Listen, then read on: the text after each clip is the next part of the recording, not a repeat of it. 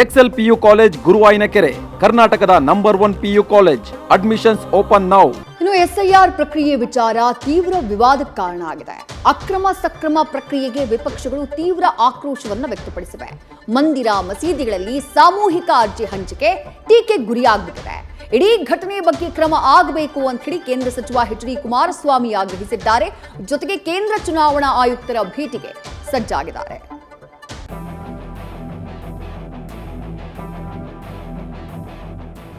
ಈ ಎಸ್ಐಆರ್ ವಿಷಯದಲ್ಲಿ ಆದಿ ಬೀದಿಲಿ ನಡೆಸ್ತಾ ಇದ್ದಾರೆ.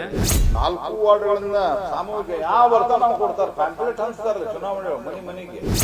ಇವರು ಮಸೀದಿಗಳ ಮುಂದೆ ಏನೋ ಶಾದಿ ಮಹಲ್ಗಳ ಮುಂದೆ ಎಲ್ಲ ಕ್ಯೂ ನಿಲ್ಸ್ಕೊಂಡು ಮಾಡ್ತಾ ಇದ್ದಾರೆ ಅಂದ್ರೆ ಇದು ಅಕ್ರಮ.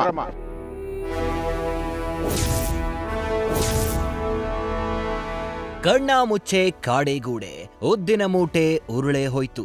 ನಮ್ಮಯ ಹಕ್ಕಿ ಬಿಟ್ಟೆ ನಿಮ್ಮಯ ಹಕ್ಕಿ ಅಡಗಿಸ್ಕೊಳ್ಳಿ. ವಾರೇ ವಾ, ಎಂಥ ಕಣ್ಣ ಮುಚ್ಚಾಲೆ ಆಟ. ಚುನಾವಣೆ ಆಯೋಗ ಚಾಪೆ ಕೆಳಗೆ ನುಸುಳಿ ಅಕ್ರಮ ಮತದಾರರ ಪತ್ತೆಯನ್ನ ಬಯಸಿದ್ರೆ ರಾಜಕೀಯ ನಾಯಕರು ರಂಗೋಲಿ ಕೆಳಗೆ ನುಸುಳಿ ವ್ಯವಸ್ಥೆಯನ್ನೇ ಬುಡಮೇಲಾಗಿಸುವ ಕೆಲಸಕ್ಕೆ ಕೈ ಹಾಕಿದಂತಿದೆ.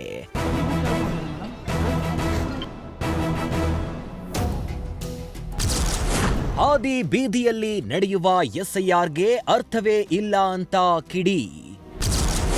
ಕೇಂದ್ರ ಚುನಾವಣಾ ಆಯುಕ್ತರ ಭೇಟಿಗೆ ಸಜ್ಜಾದ ಕುಮಾರಸ್ವಾಮಿ.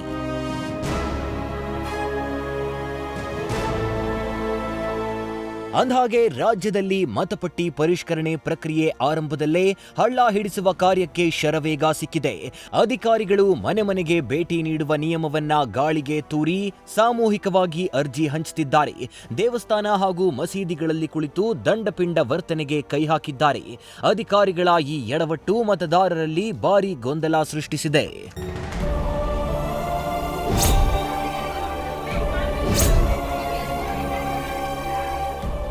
ರಾಜ್ಯದಲ್ಲಿ ಹಳ್ಳ ಹಿಡಿದ ಮತ ಪರಿಷ್ಕರಣೆಯ ಹಗರಣ ಬಯಲಿಗೆಳೆದ ಕೇಂದ್ರ ಸಚಿವ ಎಚ್.ಡಿ.ಕೆ ಮತ್ತೆ ಗುಡುಗಿದ್ದಾರೆ. ಹಾದಿ ಬೀದಿಯಲ್ಲಿ ನಡೆಯುವ ಎಸ್ಐಆರ್ಗೆ ಅರ್ಥ ಇಲ್ಲ. ಒಂದ್ ಕಡೆ ಆಗಿರುವ ಎಸ್ಐಆರ್ ಪ್ರಕ್ರಿಯೆ ರದ್ದಾಗಬೇಕು ಅಂತ ಆಗ್ರಹಿಸಿ ಕೇಂದ್ರ ಚುನಾವಣಾ ಆಯುಕ್ತರ ಭೇಟಿಗೆ ಮುಂದಾಗಿದ್ದಾರೆ. ಅದ್ರ ಜೊತೆ ಇಲ್ಲಿ ನಾನು ಹೇಳ್ತಾ ಇರೋದು, ಈ ಎಸ್ಐಆರ್ ವಿಷಯದಲ್ಲಿ ಆದಿ ಬೀದಿಲಿ ನಡೆಸ್ತಾ ಇದ್ದಾರೆ.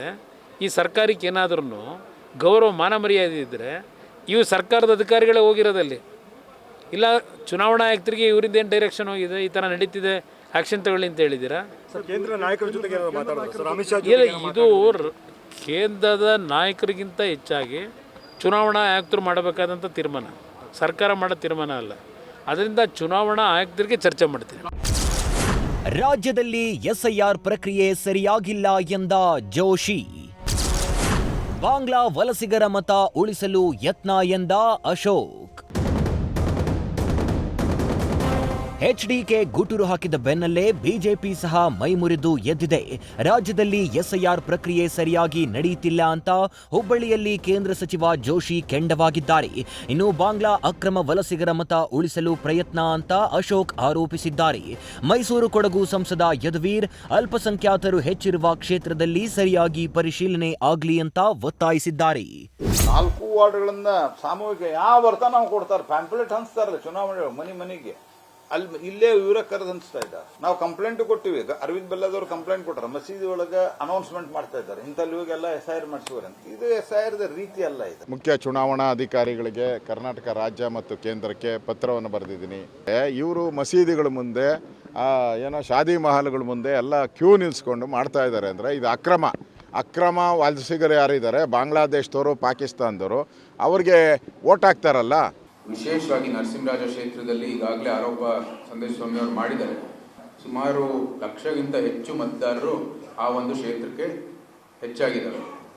ಬೇರೆ ಕ್ಷೇತ್ರಗಳಿಗೆ ನಾವು ಹೋಲಿಕೆ ಮಾಡಿದ್ರೆ ಯಾವುದೇ ರೀತಿ ಇದು ಇಷ್ಟು ದೊಡ್ಡ ಪ್ರಮಾಣದಲ್ಲಿ ಮತದಾರರು ಸೇರಿಸುವಂಥದ್ದು ಎಲ್ಲೂ ನಾವು ಕಾಣಿಲ್ಲ. ಅದು ಹೇಗಾಗಿದೆ ಅಂತ ನಾವು ಭಾಳ ಗಂಭೀರವಾಗಿ ಅದನ್ನ ವಿಶ್ಲೇಷಣೆ ಮಾಡಬೇಕಾಗಿದೆ, ಗಂಭೀರವಾಗಿ ಇದನ್ನ ತನಿಖೆಯನ್ನು ಮಾಡಬೇಕಾಗಿದೆ.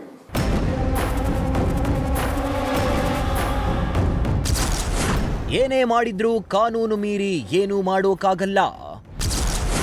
ಲೋಪವಾಗಿದ್ರೆ ಆಯೋಗವು ಕ್ರಮ ಕೈಗೊಳ್ಳಲಿ ಎಂದ ಖರ್ಗೆ.